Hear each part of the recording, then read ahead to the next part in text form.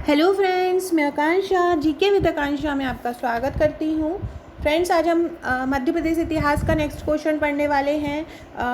वैदिक काल मध्य प्रदेश पर टिप्पणी लिखी। अगर आप मेरे रेगुलर व्यूअर हैं तो आपको पता ही होगा कि अभी मैं मध्य प्रदेश के नोट्स तैयार कर रही हूँ, जिससे जो भी नोट्स मैं बनाती हूँ उसी का आपको लेके आती हूँ आंसर्स।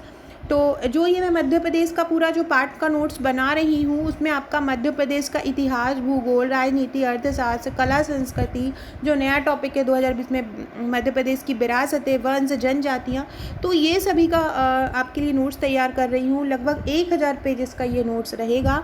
आप चाहें तो इसको परचेस कर सकते हैं। इसकी प्राइस 1000 रुपये रहेगी और इसमें आपका पूरा मध्य प्रदेश शामिल रहेगा। इससे बाहर कोई नहीं जाएगा। मध्य प्रदेश की कोई शख्सियत जिसके बारे में एग्जाम में पूछा जा सकता है, जैसे कि लास्ट ईयर से एग्जाम में पूछा गया, अवंतीबाई पे टिप्पणी रखो, मध्य प्रदेश के साहित्य में जगनिक का योगदान बताइए, माखनलाल चतुर्वेदी। तो इस प्रकार से कोई भी शख्सियत की जिसके बारे में पूछ सकते हैं, इन नोट्स में कवर रहेगा।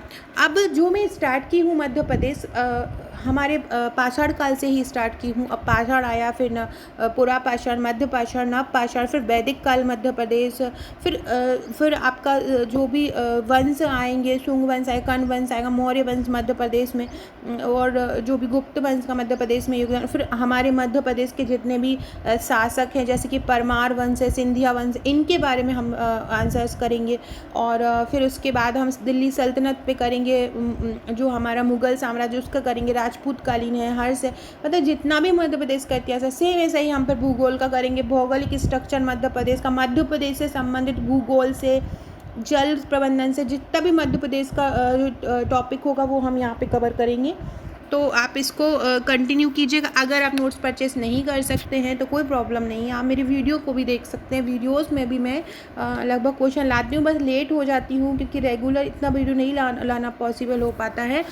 तो इसलिए मैं आपको जो भी आ रहे हैं आप उनको अपनी कॉपी में, जो भी मैं आंसर्स लिख रही हूँ बनाती हूँ, आप उनको उनके कॉपी में लिखते जाइएगा। तो चलिए स्टार्ट करते हैं। हमारा क्वेश्चन है वैदिक काल और मध्य प्रदेश पर टिप्पणी लिखो। इस क्वेश्चन का मतलब ये है कि हमें मध्य प्रदेश के संदर्भ में लिखना है कि वैदिक काल जो था, जो मध्य प्रदेश जब वैदिक समय था तो उसमें मध्य प्रदेश की स्थिति क्या थी, और मध्य प्रदेश क्या अस्तित्व में था, और था तो कहाँ, कौन कौन सी जगह जो थी मध्य प्रदेश के अस्तित्व में थी। तो चलते हैं, सबसे पहले हम वेदों के बारे में थोड़ा पढ़ लेते हैं। वेदों की रचना लगभग 1500 ईसा पूर्व से लेकर 600 ईसा पूर्व तक होना माना जाता है। कब से? 1500 ईसा पूर्व से 600 ईसा पूर्व तक होना माना जाता है। पौराणिक कथाओं के अनुसार अमरकंटक वन प्रांत में कपिल मुनि और मार्कंड ऋषि का आश्रम था। तो ये हमने पढ़ा हुआ है कि हमने अमरकंटक जो हमारा पचमढ़ी में है, तो वहाँ पे क्या है कि वहाँ पे बहुत सारे आश्रम अभी भी हैं और पुरातन भी थी, क्योंकि वो पहाड़ी इलाका है और पहाड़ी क्षेत्रों में ऊपर गुफाएं बना बना के ऋषि मुनि तपस्या करते थे। तो ऐसा कहा जाता है कि अमरकंटक वन प्रांत में कपिल मुनि जो थे, जो भगवान का ही एक अवतार थे, तो कपिल मुनि और मार्कंड ऋषि का आश्रम था। आपने अगर भागवत जी पढ़ी हो या आपने भागवत जी के बारे में सुना हो तो इन दोनों का ही बहुत ज़्यादा रोल है। भागवत जी मार्कंडे जी का, ऋषि का ही, उनके ही कथा अनुसार हम पूरी भागवत जी जो है पढ़ते हैं। उन्हीं ने ही हमें पूरी भागवत की जो कथा है वो उन्हीं के ही कथन जो हैं उसमें कहे गए हैं। तो उन्हीं उतने बड़े ऋषि मुनि जो थे वो अपने मध्य प्रदेश में ही थे। कपिल मुनि और मार्कंड ऋषि का आश्रम था। अमरकंटक नर्मदा और सोन नदी का उद्गम स्थल है। यह हमको पता है कि नर्मदा और सोन नदी वहाँ से उद्गम होता है उनका, और वो बहती हुई पश्चिम दिशा में खंबात की खाड़ी में गिर जाती हैं। जो आदिकाल से ऋषि मुनियों की तपोभूमि रहा है, जहाँ पे नर्मदा और सोन नदी का उद्गम स्थल है वहीं पे आदि मुनि, ऋषि मुनि वहीं पे ही अपने तप करते हैं।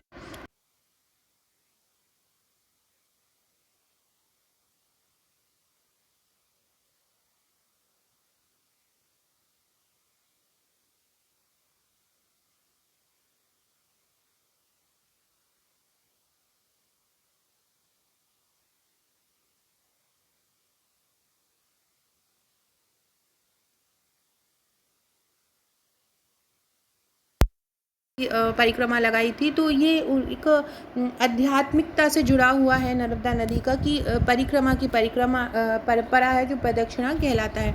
मध्य प्रदेश की पावन भूमि भगवान कृष्ण और राम के चरणों से पावन हुई है। संदीपनी आश्रम, जहाँ पे भगवान कृष्ण ने शिक्षा ली थी, और चित्रकूट, जहाँ पे भगवान राम के चरण मैया के साथ रहे हैं, लक्ष्मण जी के साथ। इसके अलावा आपने वो एक कहावत सुनी होगी कि चित्रकूट के घाट पर भई संतन की भीड़, तुलसीदास चंदन घिसे तिलक करे रघुवीर। इसका मतलब ये है कि चित्रकूट जो है वो हमारे सतना ज़िले में है, मध्य प्रदेश में। और वहीं पे ऐसा बोला जाता है कि वहाँ पे तुलसीदास जी को हनुमान जी मिले थे, और हनुमान जी ने तुलसीदास जी को श्री राम और लक्ष्मण जी से मिलाया था, क्योंकि उस कथा अनुसार ये बोला जाता है कि चित्रकूट में आज भी भगवान राम आते हैं वहाँ पे, और इसी के चलते हनुमान जी ने तुलसीदास जी को श्री राम लक्ष्मण से दूसरे वेश में मिलवाया था। तो भगवान राम अपने वनवास काल में चित्रकूट में रुके थे। पुराणों में उज्जैन का नाम भी आता है, जो कि अवंतिका नाम से आता है, अवंती नाम से आता है, हम जानते हैं, अवंतिका नहीं, सॉरी, अवंती। क्षिप्रा के पूर्वी तट पर स्थित है ये। क्षिप्रा के पूर्वी तट पर स्थित भारत की अनादि नगरी उज्जैनी को भारत की सांस्कृतिक काया का मणिचक्र माना जाता है।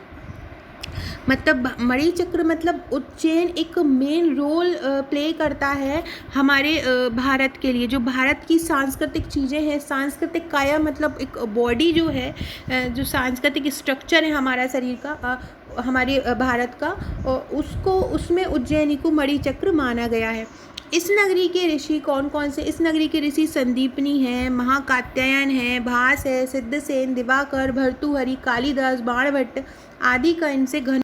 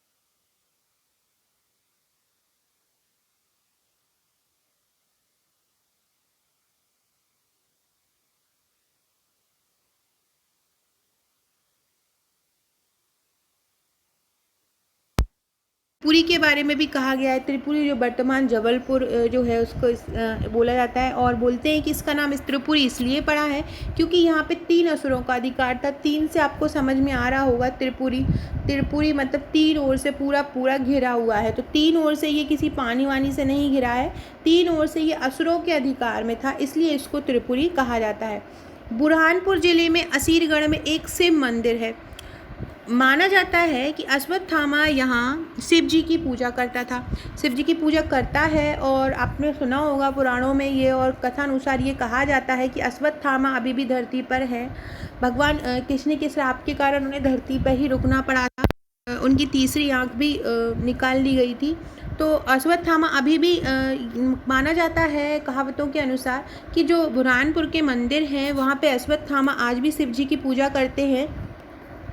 और आज कई प्रमाण ऐसे मिले भी हैं कि सुबह सुबह वहाँ पे फूल दिखाई देते हैं, वहाँ पे दीपक जलता दिखाई देता है, लेकिन वहाँ कोई दिखाई नहीं देता है, जो कि हमारे मध्य प्रदेश की कहावत है। तो बुरहानपुर ज़िले में असीरगढ़ में वो शिव जी का एक पिंडी है, वहाँ पे ये पूजा करते दिखते हैं। इसलिए जो ये मंदिर है शिव मंदिर, इसको अश्वत्थामा मंदिर भी कहा जाता है। जनश्रुतियों के अनुसार पांडवों ने भी अपने निर्वासन का कुछ समय यहाँ बिताया था। हाँ, आप अगर कभी पचमढ़ी गए हो तो आपने वहाँ पे पांडव गुफा देखी होगी। तो वो पांडव गुफा में आप देखिएगा, वहाँ पे पांडवों की अलग अलग जगहों पे अलग अलग चीज़ें मेंशन की गई हैं, जहाँ जिससे प्रमाण मिलता है कि यहाँ पे पांडव रहे हैं। जैसे कि दिल्ली में भी है, हस्तिनापुर में एक पांडव अलग बताया गया है। इसी प्रकार से एक पचमढ़ी में भी एक है पांडव गुफा। तो उन सभी चीज़ों से प्रमाण मिलता है कि हमारा मध्य प्रदेश जो है वैदिक काल में बहुत आगे था। सभी ऋषि मुनि, बड़े बड़े तपस्वी, भगवान जो द्वेता युग में, तो द्वापर युग में, त्रेता युग में, और भगवान जो थे वो हमारे यहाँ मध्य प्रदेश में ही उनका रहना हुआ था। तो मध्य प्रदेश बहुत पावन नगरी है और यही हमको इस आंसर्स में लिखना। इसके बाद हम थोड़ा सा मैप बना देंगे। इस मैप में हम ये लोकेट कर देंगे कि जो वैदिक काल में कौन कौन सी जगह मध्य प्रदेश में स्थित थी। इस प्रकार से हम कर सकते हैं। फ्रेंड्स, ये मेरे नोट्स हैं, आप इसको परचेस कर सकते हैं। इन नोट्स के साथ आपको एक व्हाट्सअप का पेड ग्रुप भी मिलेगा और जिसमें आपको एग्ज़ाम तक, जैसे कि अभी आपको मैं बताऊं, जैसे कि मेरा एथिक्स है और एथिक्स में मैंने अभी आपको 300 पेजेस के नोट्स दिए हैं। एग्ज़ाम तक ये पेजेस लगभग 1000 हो जाएंगे, क्योंकि मैं अपने ग्रुप में डेली अपडेट करती हूँ, जिससे आपके नए नए आंसर्स मिलते रहते हैं और नए नए आंसर्स की तैयारी होती जाती है। फ्रेंड्स, ये मध्य प्रदेश के नोट्स हैं जो आप पढ़ रहे हो, ये सभी मध्य प्रदेश में शामिल रहेंगे। पूरा मध्य प्रदेश का भाग रहेगा। इसकी प्राइस 1000 रुपये रहेगी। आप कोई भी क्वेरी के लिए मुझे इस नंबर पर वही व्हाट्सअप कर सकते हैं। जिससे आप नोट्स परचेस करना चाहें तो इस नंबर पे आपको पूरी जानकारी मिल जाएगी। साथ ही आपको डिस्क्रिप्शन में एक लिंक मिल जाएगा जिसमें आप मेरे व्हाट्सअप ग्रुप और टेलीग्राम ग्रुप से जुड़ सकते हैं, जहाँ आपको अलग अलग कोचिंग के नोट्स मिल सकते हैं और भी बहुत सारे अपडेट आपको मिलते रहेंगे। Okay friends, thank you.